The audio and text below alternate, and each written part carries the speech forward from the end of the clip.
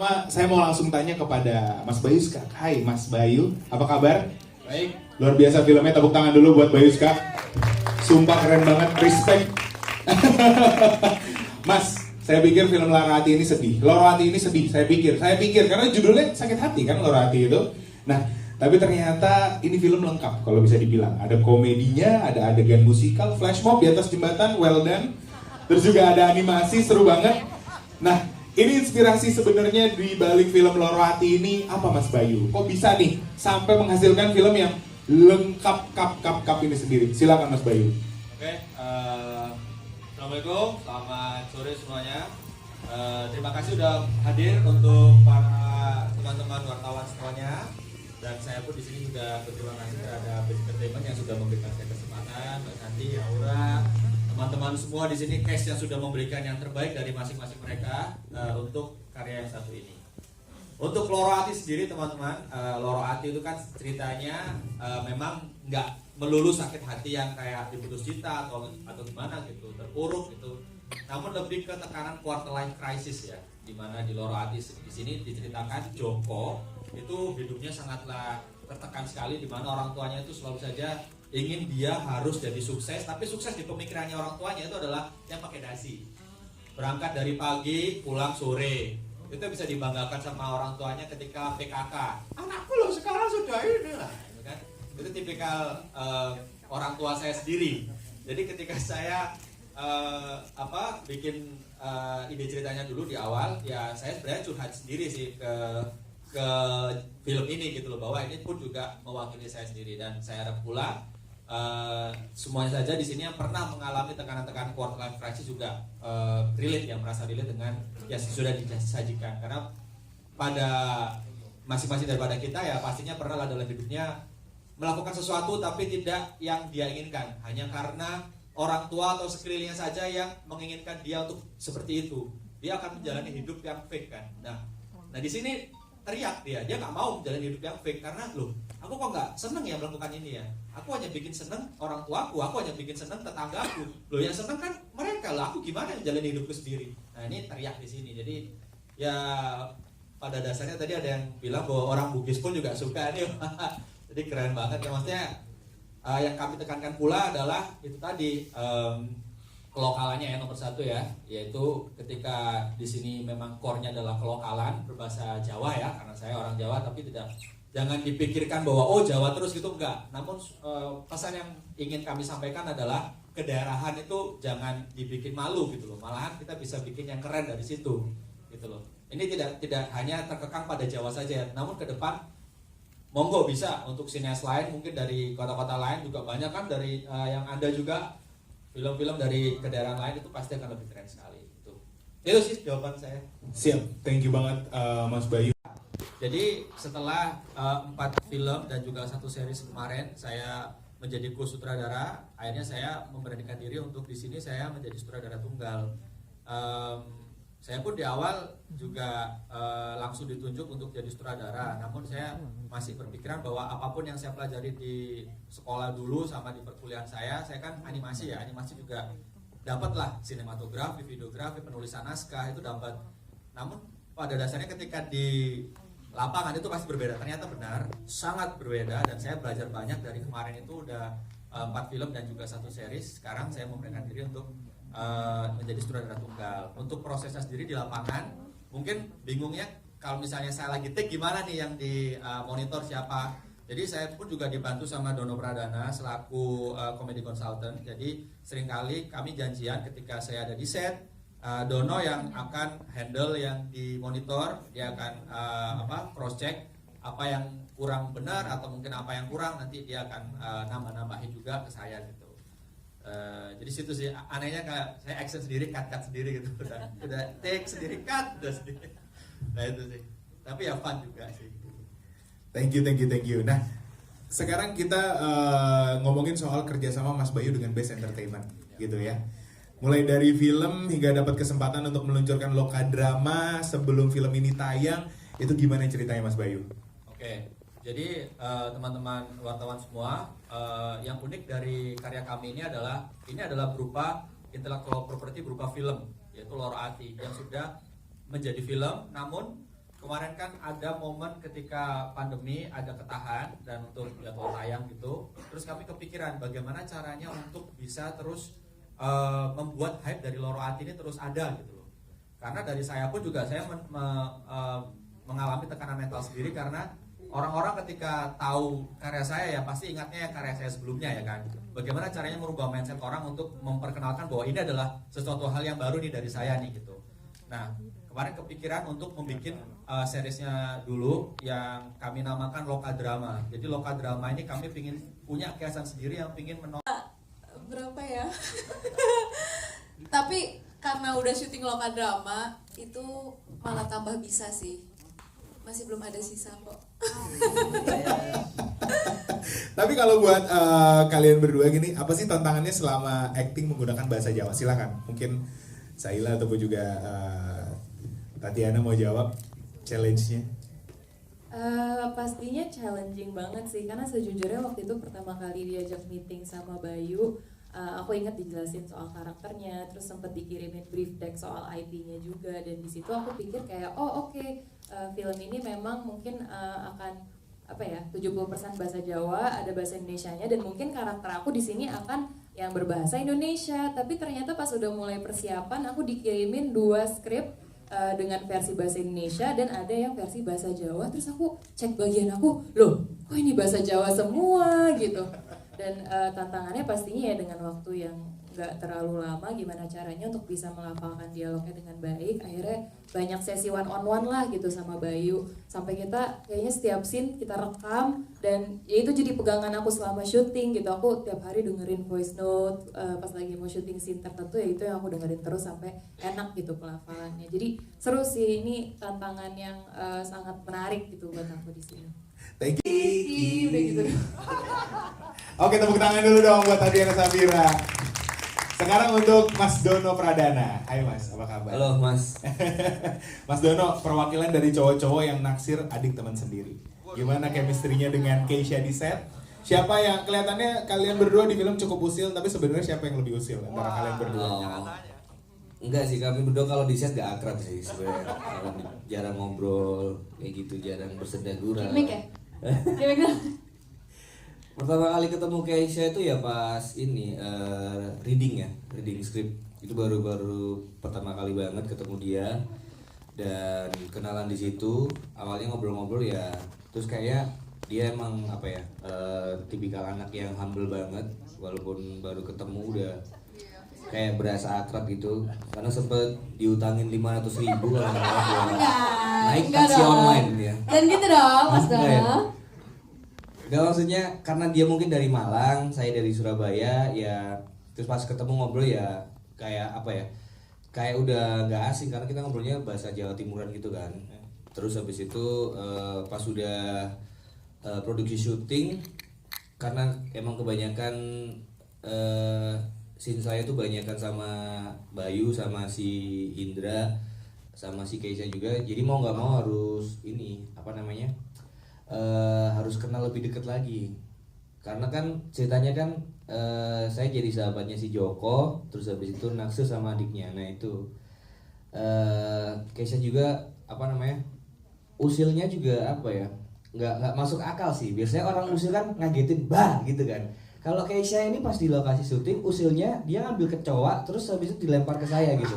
Ternyata fun fact, Mas Dono takut banget kecoa. Saya nggak takut Cupu ya. banget. Cici, gila nih. Kecoa loh Keisha. Kecoa kan hewan yang nggak bisa kita kontrol ya. Dia bisa terbang tapi dia nggak tahu kalau dia bisa terbang sebenarnya kan. Sama Keisha tuh diambil, bener-bener diambil terus dilempar ke saya. Nah itu kan terus kayak gitu contohnya. Terus Keisha tuh udah, kalau misalkan orang Jawa bilang ya aku gendeng hari ini Mas Goyang. Iya, udah gila dia tuh. Orang kalau ngobrol sama biasa gitu, kalau nggak sengaja pas ngomong terus ludahnya muncrat gitu ya kan. Muncrat, sorry gitu kan. Kalau Keisha enggak, dia ngobrol sama saya terus nggak sengaja pas ngobrol dia tuh ludahnya muncrat, malah diludahin. Gitu. Boleh nggak sih bahas yang bagus gitu loh? Nyanyi nih, di titik ini. Nggak bisa. Ini pertanyaan yang paling aku benci sebenarnya. Aku udah benci kamu, Mas. Oke, Kita nggak baru apa-apa. ngomong. Gak bisa pilih karena film dan nyanyi, acting dan nyanyi bener-bener dua-duanya aku enjoy, tantangannya beda, funnya juga beda. Jadi nggak akan bisa pilih sampai kapanpun. Oke, tepuk tangan lu buat Keisha dan teman-teman. Nah untuk Mas Indra, hai Mas Indra apa kabar? Gimana perasaannya pertama kali main di film layar lebar dan kedepannya kira-kira project filmnya ada lagi nggak nih? Saya nolehnya langsung ke Mbak Santi sama Mas Bayu sama Mas Aura. Perasaan saya senang sekali tapi deg-degan sekali Mas. Karena kan saya ini juga lolos dari online apa itu? Casting online. Bisa kepilih terus habis itu senang sekali bisa main bareng orang-orang yang luar biasa yang ada di samping saya ini. Dan jujur masih belajar sampai sekarang. Kalau proyek kedepannya seperti apa, saya ikut. Teman-teman yang ada di sini saja. Oke, thank you, Ya. thank you Mas Indra. Cicio yang jauh di sana.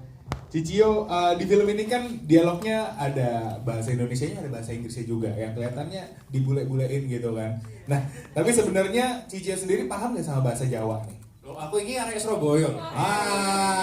Tenan, top. Iya. Malah aku lahir di Surabaya. Sampai umur 5 tahunan tuh mulai karir baru pindah Jakarta. Jadi karena kebelet tipis ya. Apa namanya? Malah sepanjang produksi film ini tuh tantangannya beda ya. Kalau kayak Tatiana sama Sahila kan harus belajar bahasa Jawa. Nah kalau aku nih selama produksi berminggu-minggu di Surabaya sama Bayu diwanti-wanti banget. Jangan ngomong Jawa. Karena ketika mulai ngobrol sama yang lain-lain ini semua bahasa Jawa, take jadi alat bahasa Indonesia tapi ada medok-medoknya. Jadi kayak kita medok. Iya. Jadi ya kalau aku tantangannya beda sih gitu. Jadi ngerti banget, bukan ngerti lagi. Keren. Nah, berarti ketika harus syuting di kota Surabaya banyak berarti ya throwbacknya buat Cicio sendiri ya ketika harus syuting di lokasi-lokasi di kota Surabaya. Gimana ceritanya? Wah aku seneng Mas. Waktu ada kesempatan break berapa hari aku ke rumah nenek, ke rumah tante. Jadi syuting sekalian mudik kalau aku. Senang banget. Oke, thank you. Hai Mbak Syaharani, apa kabar? Keren sekali Terima actingnya. kasih. Gimana akhirnya bisa terlibat di proyek Loro Hati ini sendiri? Mungkin ada yang mau disampaikan atau kesannya? Ya, awalnya dulu dikontak sama teman lama ya, kakak kelas IKJ, Ainun Ridho, katanya kan kita ngomongnya selalu ngomong Jawa ya, karena kita emang orang Jawa Timur gitu. Aku gelem main film setitik aja, misalnya perannya cuma dikit gitu. Terus katanya sutradaranya Bayu Setiak. Nah aku tahu Bayu ini sebenarnya lama banget sebab dari ponakan gue. Jadi ponakan gue tuh nontonin dia di YouTube. Terus ponakan gue tuh juga banyak yang anak desain grafis karena 4 ponakan gue tuh kerjain grafis semua, ada yang 3D, ada yang macam-macam. Jadi ngikutin gitu Kak, karena dia dia menonjol banget kan di saat YouTube-YouTubean itulah gitu. Terus akhirnya ketemu sama dia ngobrol-ngobrol sebab katanya Ridho si Areka kurang percaya, jadi saya dia kurang percaya kalau lo tuh bisa bahasa Jawa, mungkin karena muka gue gitu. Tapi kan aku sih paling geles ya. Aku Mbak Timo ya. Justru yang bulat-bulat yang bahasa Jawanya paling des gitu, karena kita emang lahir di sana, kecil di sana, tumbuhnya di sana. Meskipun gue pindah Jakarta tuh SMA itu udah mendok banget. Udah sampai sekarang gue masih tetap dipanggil Jawir juga sama teman-teman meskipun dari SMA udah di sini. Senang banget sih, prosesnya juga menyenangkan. Terus I learn a lot karena di masa yang udah berapa 10 tahun lebih lalu kan aku sempat main film juga. Yang paling aneh adalah sama-sama jadi ibu-ibu dan ibu-ibu funky gitu, dan mungkin itu adalah ini gue ya. Gitu, tapi seru. Aku senang banget, refreshing. Terus penyuntingannya tadi gue nonton Sparrow itu tadi seru banget ya, nggak kasih kita istirahat untuk sampai kita lemes. Udah ada gencatan, udah ada isi lagi, jadi enak nontonnya nggak. Janganlah kita keinginan kita itu kita kubur dalam-dalam gitu loh. Jadi dia pengen teriak. Jadi inilah langsung reve ya. Opo aku salah. Lakoni Iki kabeh tak turun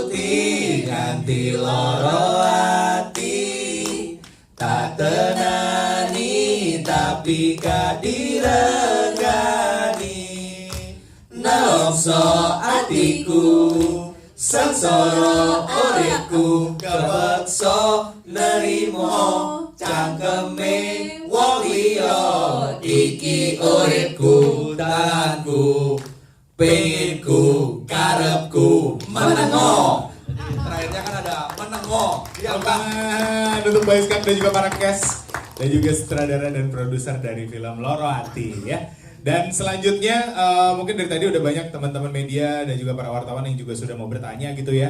Untuk pertanyaannya yang sudah disiapkan, sebentar lagi mungkin ada beberapa pertanyaan yang bisa dilempar ya. Silakan buat teman-teman yang mau bertanya, yang mau bertanya.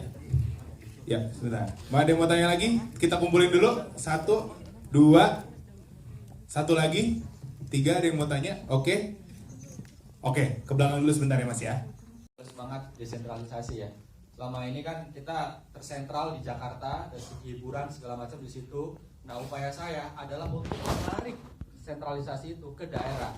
Nah, saya orang Malang. Di awal dulu ketika saya mau bikin film di Malang, itu pun dari usaha upaya yang sangatlah panjang banget ya kan, sampai ya udahlah di Jakarta aja lah, sudut mana yang mirip Malang di sini aja, terus orangnya mendok-mendok di Jawa aja gitu. Sesimpel itu pemikirannya orang kalau misalnya ingin bikin film yang beda yang berbahasa daerah mungkin ya gitu. Namun saya kekeh banget dengan keinginan saya dan saya mencoba karena satu semangat saya itu tadi harus desentralisasi dong. Masa yang maju ibu kotanya?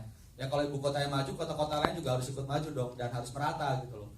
Nah, ketika kita desentralisasi tersebut semangatnya bukan cuma kita tim hore ketika syuting di Malang atau di Surabaya, tapi semua kru, semua pemain dari Jakarta. Nah, terus yang di daerah, yang di situ akan jadi apa?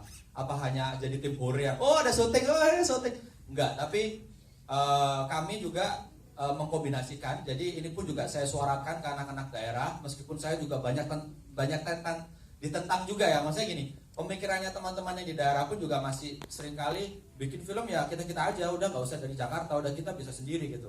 Lah kalau saya mikirnya join the winner. Ya winnernya di Jakarta, tapi kita join dulu, kita tarik investasinya biar ke daerah gitu loh. Biar di daerah pun juga bisa belajar juga bahwa ini industrinya seperti ini ya. Karena ketika kita hanya berkecimpung di situ-situ aja, ya kita akan gitu-gitu aja gitu loh. Nah, saya pun ketika melakukan ini di Malang itu saya dibilang jongosnya Jakarta loh. Dari omongan-omongan ketika masuk ke telinga saya, Bayuskak itu bagunya Jakarta itu. Karena saya memohon-mohon Jakarta buat bikin film di Malang gitu loh. Ya kan kayak Soekarno dulu kan masih memohon-mohon dulu ke Jepang, tapi setelah itu udah belajar ya kita serang balik gitu. Maksudnya kayak, nah saya pun semangatnya juga kayak gitu kan. Maksudnya dengan saya belajar dan saya menarik ke kota saya atau Surabaya ini dan saya kombinasikan, jadi kru itu banyak sekali juga yang dari Surabaya kemarin, pemain. Bahkan yang di Lokadramanya itu teman-teman ada 60 slot pemain, itu semuanya dari jebolan casting. Yang kami buktikan langsung bahwa Indra Pramujito di sini adalah jebolan casting, benar-benar pure anak Surabaya. Namun bisa menjadi contoh bahwa ketika kami diberikan panggung yang di daerah ya, kami juga bisa membuktikan bahwa kami bisa gitu loh. Dan ketika kami diberikan kesempatan ini 2-3 proyek ke depan kami akan semakin belajar, dan ketika kami dilepas sudah 5 proyek kami bisa bikin sendiri nanti setara dengan standarnya Jakarta. Nah, itu yang semangat desentralisasi tadi yang saya suarakan gitu loh. Nah, tapi sekarang ya masih belajar dulu gitu loh. Seperti itu sih. Jadi pemain dan kru itu kombinasinya kalau yang di Lokadrama kemarin bahkan hampir 50-50, 60 dari Jakarta, 40 di Surabaya. Namun kalau misalnya di filmnya ini 30%, 25% lah dari Surabaya dan juga sekelilingnya ada SMK-SMK. Itu kami juga ajakin ada kampus-kampus, kami ajakin anak-anaknya untuk jadi kru. Itu banyak gitu. Ya, jadi head-headnya ya, head departmentnya banyak kan dari Jakarta memang, tapi untuk banyak sekali kita juga butuh dan semangatnya Bayu ini yang kita mau dukung adalah ada transfer knowledge juga dari Jakarta ke daerah, nggak cuma fokus di Jakarta. Karena seringkali ini kita juga ngerasa nih filmmaker dan kita yang tinggal di bubble-nya Jakarta nih, bukan, malah kadang-kadang kita bilang bukan Jakarta tapi Jaksel gitu kan ya. Suka ada distance lah antara dan apa ya, definisi Indonesia kita itu ya Jakarta gitu ya. Padahal ya Indonesia bukan Jakarta hanya bagian kecil dari Indonesia gitu loh.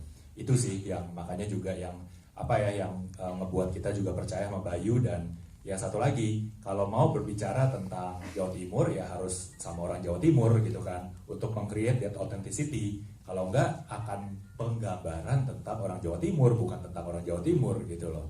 Jadi itu sih, authenticity-nya juga dijaga dengan bekerja dengan tim yang emang mengerti dan dari Jawa Timur.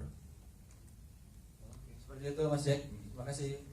Ya, satu pertanyaan lagi terakhir. Mau yang ini? Boleh pakai? Ya, halo, silakan. Bugis nih.